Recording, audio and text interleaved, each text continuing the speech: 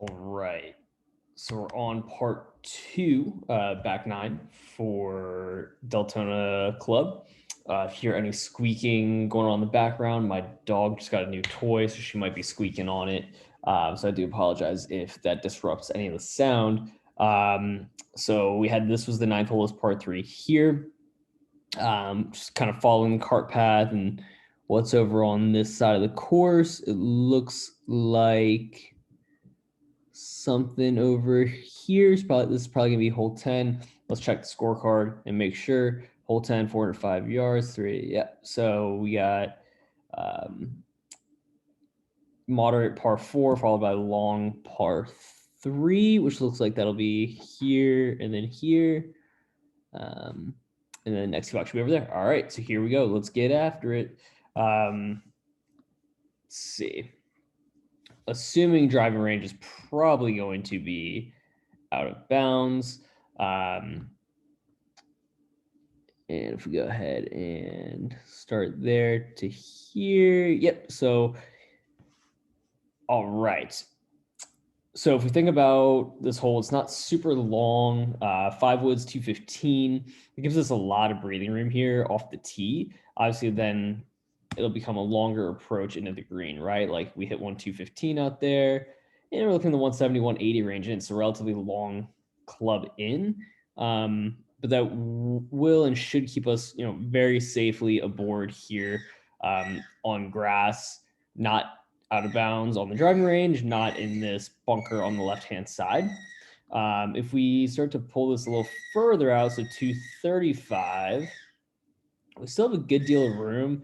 Obviously, more like 150-yard shot into the green. Whereas if we get out here into like 250, we see it starts to narrow up. It's going to start to bring this bunker on the left into play a little bit more than I would like.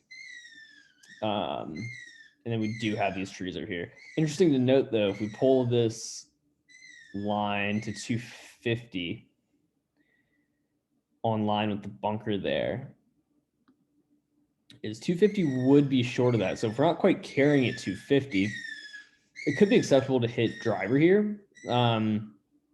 But, I think the safest thing to do on this one is a 3-wood off the tee. Let's get this thing out there, give us 150 yards into the green. Why make golf more complicated than it needs to be?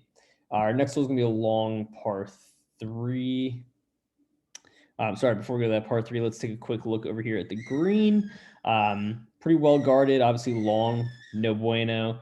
Looks like we have a raised area here on the right-hand side, but more or less pretty straightforward green. So really just kind of aiming up the center of this thing. Just be aware of where that pin is, right? If we got this pin, they decided to put this thing on the back left portion of the green, definitely want to err towards this front, even right-hand side of things over here. What we don't want to do if the pin is on this back left over here is come short in the bunker. That's just going to be dead.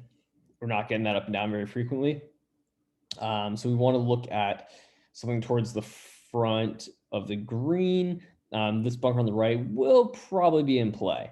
And then flip side of all that, right? If the pin is over here towards the right-hand side of the green, we know that, especially with the raised area here, it's going to be really tough to get that up and down out the bunker. So then we're looking more towards this side, or potentially even towards the back edge of the green wouldn't be the worst play in the world. So stuff to keep in mind. I'd say play it right at the gut of that green. We don't need to get fancy with it. All right, so next hole is going to be this long par 3. Everyone loves a good long par 3. Looks like a relatively large green, pretty well bunkered here. And then depending on where that tee is, if there's anything left of this tree is probably going to be absolutely dead. So we want to avoid that. Interesting to note, so scorecard yardage from T2 is 228. It is only about 200 at the front of the green. So, 228 is the center, likely coming in with a club that's going to have less spin, less loft on it. So there will be some rollout to the golf ball. And I would imagine this is a hole that probably plays downwind relatively frequently as well. On a hole like this, especially where we're going to start to hit some gapping issues, 215 is going to be the 5-wood, good 5-wood, right? So that flies us almost the center of the green. 235 is going to be the 3-wood. That's going to fly us all the way to the back of the green. So, I'm thinking something like this, like let's play that front edge number of like 200, 205. Depending on what the wind is doing and where exactly the pin is, right? That'll fluctuate between 5 wood and I believe 4 hybrid. So it'll fluctuate a little bit there. But on a hole like this, we definitely don't want to get too frisky with things, but if more than we can chew. It's a long par 3, probably going to make a bogey on this one, and that's okay. We want to make sure we take double bogey out of play on a hole like this. So, hybrid or 5 wood, get it down here near the front of the green, chip it up on there. If you give yourself a good putt for par, fantastic. Otherwise, get your 4 and get on with it. We don't need to get too crazy on that hole. All right, so if we look then to now hole 12, we've got a fun little dog leg left, dog leg right, about 380 yards. Par 4. T2 is probably going to be this box here. So we see with this dog leg here, there's probably gonna be some out of bounds over here, a lot of trees through here, and then this kind of waste bunker area out here. If we look at the green and the way it's shaped and the approach into the green this direction, pretty shallow green, right? So controlling distance is going to be very important to make sure that we get the ball on the green or in a good spot to recover from. So if we pull our line out, so to cover this portion of the bunker that we're going to see from the tee box, we're looking at 221, 222, our 235. We smoke a 3 wood, probably just covering it. Look at how wide it is out in this area. So if I pull this sucker out to 250, that puts us out there. We got a lot of room, especially as a fader of the golf ball, where you're going to have all this room on the right. If we pull that all the way across, 80 plus yards, and then if we really look at it from the way that the hole is shaped, and kind of where that ball is actually going to be flying in through more of this angle, if we look at the width that we're now dealing with, it's going to be almost 100 yards of width. The more left you go, the shorter you're going to have in. The more right you go, the longer you're going to have in. Even at a worst case scenario, 180 yards in, not the end of the world there. Now on approach, what we want to do is want to take into account the shape of this green. As I mentioned, it's a bit shallow.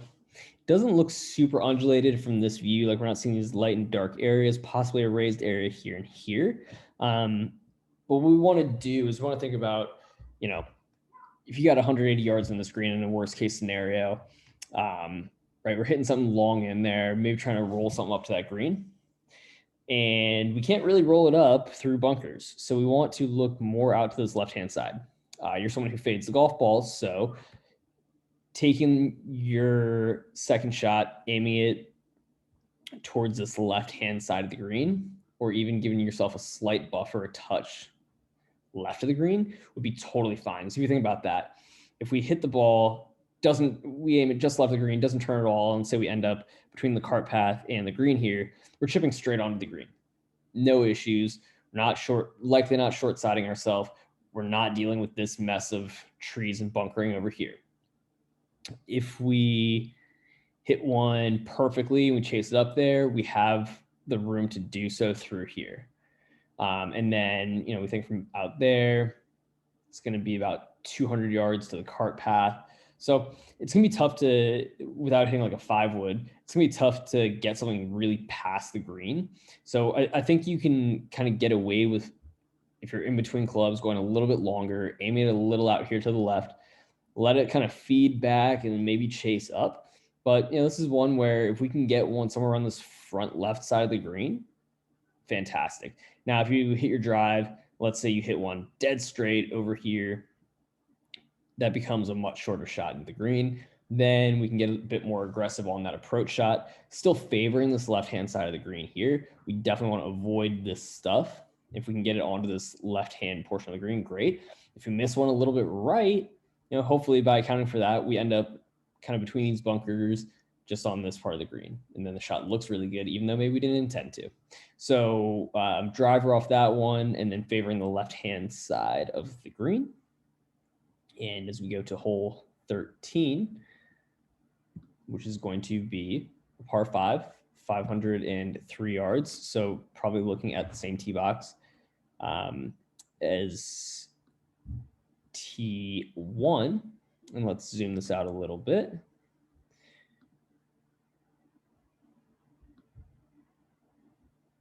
My zoom out button will work. There we go. Now it's cooperating. All right. So we see this par 5. It's going to go out to the right, well bunkered. It looks like it's going to be hard to get a golf ball truly out of play on this hole. A lot of bunkering, though, around it. So what we need to do is first see if we can get past this first bunker into this landing area out here, which it looks like that's going to be tough to do. Normally, I would say let's look shorter and see where we can go, but it's all the same width here, and it's not very wide. So, if we look at even the shortest part here, maybe 40 yards wide, bunker to bunker. So this is one where, we got to kind of take our medicine, and we got to see if we can get that driver started just inside of this bunker, let the fade do its work, and hopefully that leaves us, right over in here. Plus, it looks like, without setting foot on this course, that if you end up missing one a little bit more right, you're going to have probably a bit more to work with. Whereas, let's say we hit one 250, we end up in the bunker here. It looks like we're going to have some kind of lip that we're dealing with in that area. So it's going to make it more of a recovery shot, right? We're going to have to just wedge that out to here and then hit one up. Whereas if we hit one, we miss a little bit right, looks a bit flatter over here. And then, God forbid we hit a horrible one that just goes screaming right. We do end up on this fairway over here where we can then put ourselves back in play. But for now, I think let's plan hit driver, start it just inside of the bunker, let it fade back. And that should leave us with something to work with on the second shot. Also, that being said, if the par 3 11th is playing downwind, this will play downwind also and should work out really nice. From there, long shot into the green, 215 yards to the front of the green. When we look at a green like this and kind of what's around it, we definitely don't want to be playing if we have the fortunate opportunity to hit at this 1 and 2. We don't want to hit anything that's going to fly much more than the front of the green. Reason being, if we do, and let's say we don't hit one online, because as you know, as a golfer, it's hard to hit a golf ball online all the time. We're going to start to bring this out of bounds into play on either side here, and we don't want to do that. What I would rather see, we got like 215 front. I'd rather see 215 front, and we pull one left. Okay, we're in play in the bunker, hit one really good. Nice. We get to the front edge of the green, hit one bad out to the right, and we have this little alleyway that we're working with as far as our chip shot goes. We don't really want to have to deal with that. So if you kind of get in between, maybe you're not feeling comfortable hitting that 5 wood up into the screen or 3 wood up into the screen, then we can look at just hitting an iron of some kind over this bunker, keeping it in play here. I would just make sure that whatever number we're choosing is a little bit longer than the edge of this bunker, which is going to be this tree. So that way we can make sure we get it past that if we happen to hang one right. But probably something about 150, 160 yards should do the trick. And then if we're over here, that's okay. We can look at getting something similar distance out this direction, or if we're not feeling great with it, we can even chip out a little bit further to here, which also works out if we happen to put one in this bunker, we have to wedge one out. We're still going to have about 150, 160 yards into the green from there. So keys on a hole like this, where we have a lot of stuff going on the fairway, is try to execute that tee shot.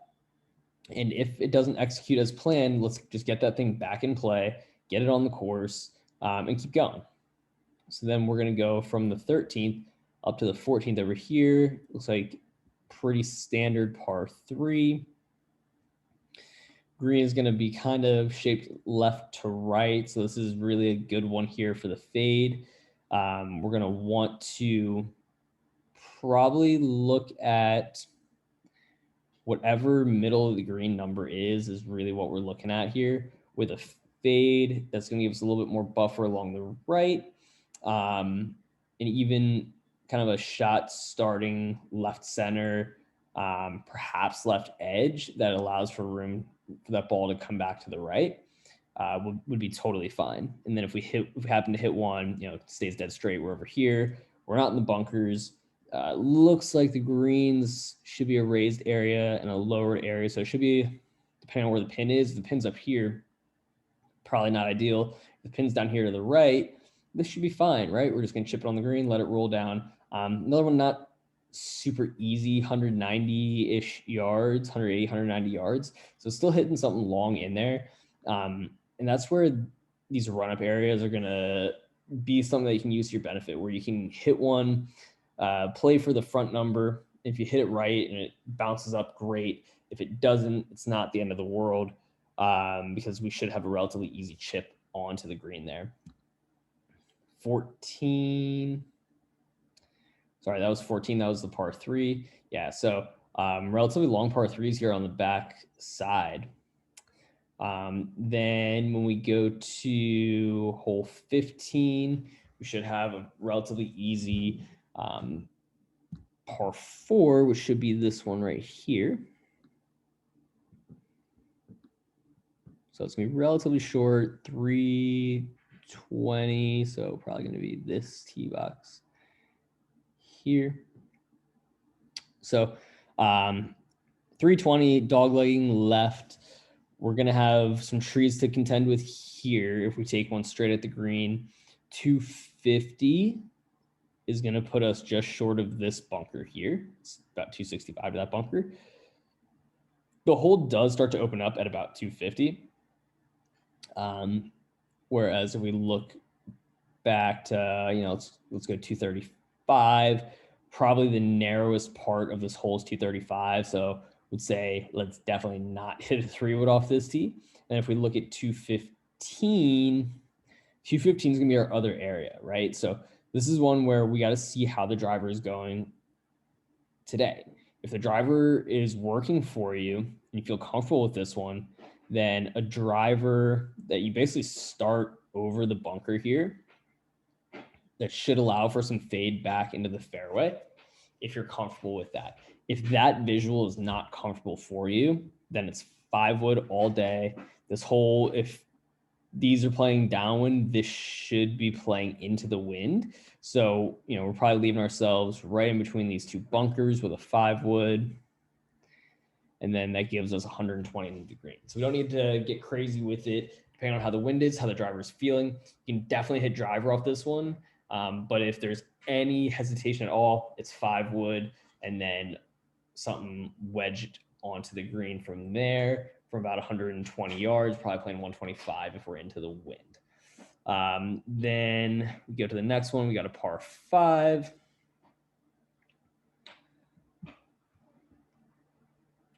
So on this par 5, there we go. It's like a shared tee box. We'll go from about there. So we're going to have about 200 to this bunker. 230 is going to cover the bunker. And then 235 just past it. So, right, presuming that these are going to be into the wind to finish, probably going to be tough to get through it over top of that. So it would have to be a driver, and that's still, that has to be hit well to cover. We got some OB left. We got pretty open, just kind of this waist bunker area right. So what we got to consider is the fairway is pretty narrow down here at 250. And depending on the wind, this bunker could be in play. Now, it's not the craziest par 5 in the world, and we got some good width here, 74 yards. So you shouldn't have any issue with driver. If we start this thing pretty much like over the edge of this bunker, like right in this area, if we start it here, it fades back, that should put us right over here. If it stays straight, it should cover it. And if for some reason it doesn't cover it, it should be a bunker shot from there, get some 50, 60 yards out this way. We're going to have a tough shot in the green if that happens, if we hit that bunker. So, 75 yards wide, I would say this is wind dependent. That bunker could be in play depending on the wind. If it's pretty calm, then driver all day. We've got 80 yards of width from waist bunker to tree line, which is plenty, way more than enough. Usually 60 to 70 is kind of like where we start looking at it. Let's hit something else. If driver is sideways though, then it's 5 wood short of the bunker. And then we can hit another probably 140 yard shot, 150 yard shot down the fairway. And then from there, we can attack that green pretty much face on.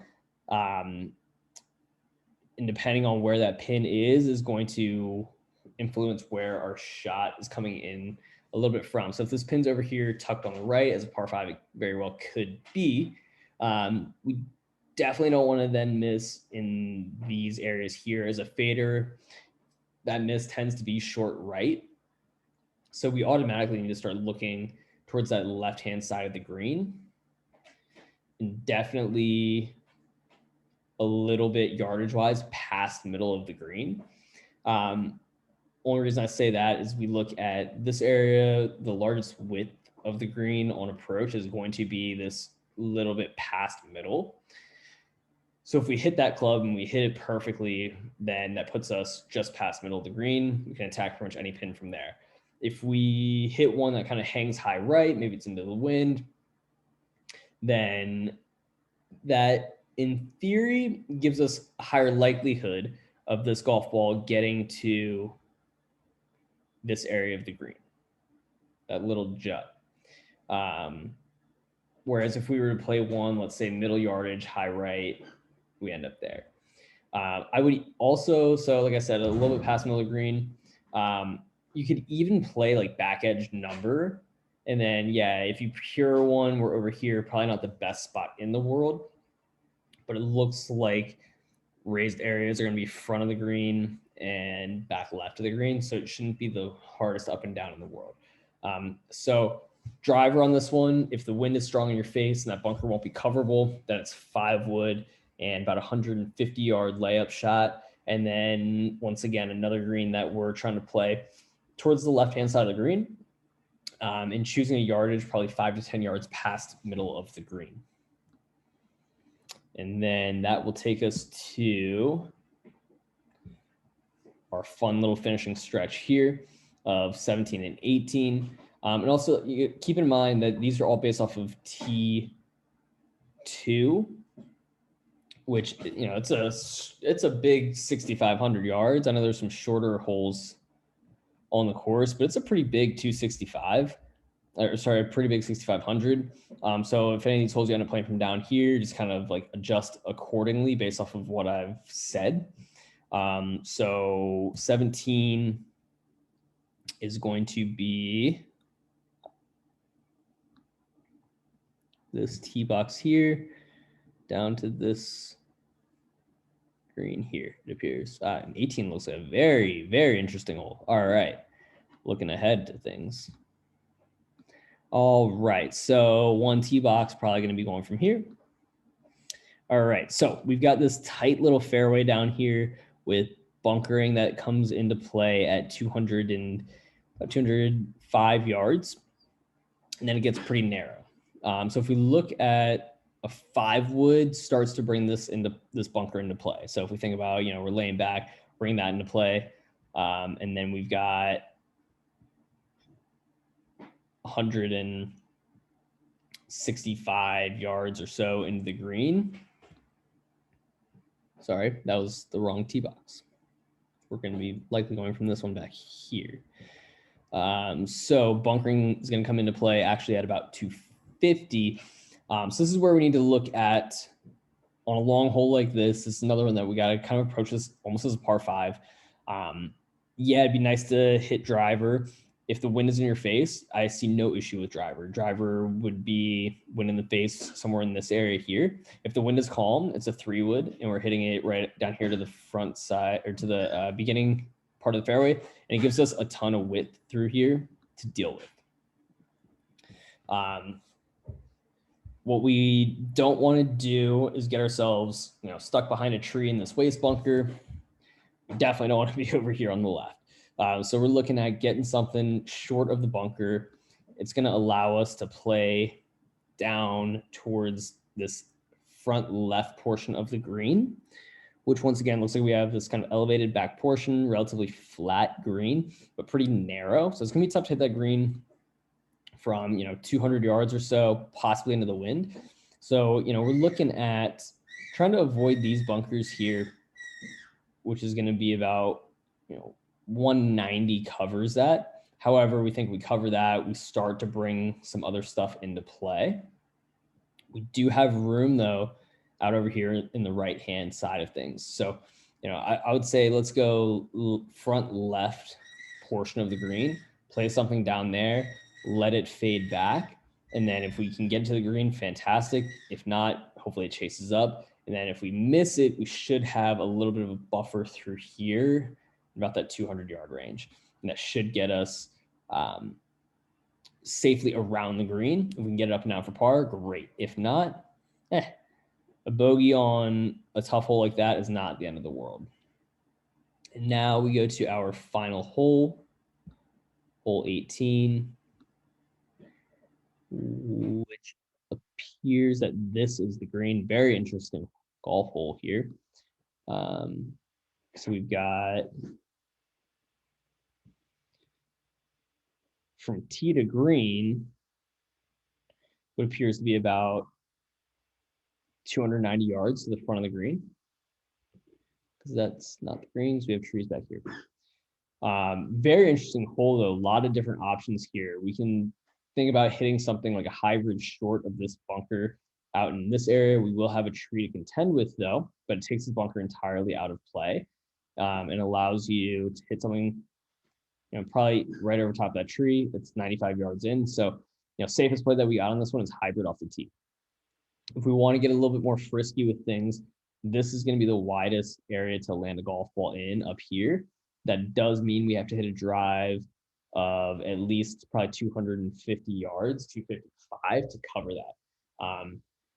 Otherwise, we're going to end up in this like 60-yard bunker shot range, which is not the most fun bunker shot range to be in, especially not on the last hole. If we start looking a little bit left of there, what's likely our kind of recoverable zone, only 40 yards. So, unless this thing is gusting downwind and the driver's feeling really, really, really good, I would say let's hit a hybrid off the tee. Let's lay it back here into this area, something about 190 yards off the tee. That gives you the ability to go up over top of this tree if you happen to be behind it. If we go, a little bit left of that, we got a pretty clear shot. And if you feel like you're gonna have trouble hitting it over top of that tree, you can always just go ahead and send a driver, aiming it more so down this left-hand side. This over here is 250 to that corner, so kind of aiming it towards the cart path. If we hammer one, it fades, we get it around this tree, great. Super easy way to finish. We're just chipping it up on there and having a blast, tapping in a birdie. Otherwise, we can start to bring this bunker into play, and it is pretty narrow through this gap. So if you're not feeling with the driver, then we're just laying it back, hitting a probably full wedge, get some air on it up onto the green. If we get a birdie, great. If not, we're getting that par and getting on to the next hole. So I hope that was helpful. I know that is a lot of video to consume, but it looks like a really cool, interesting golf course. I'm excited to hear how it goes. Hopefully this is beneficial for you. And yeah, let's see what you shoot tomorrow. Have a good day.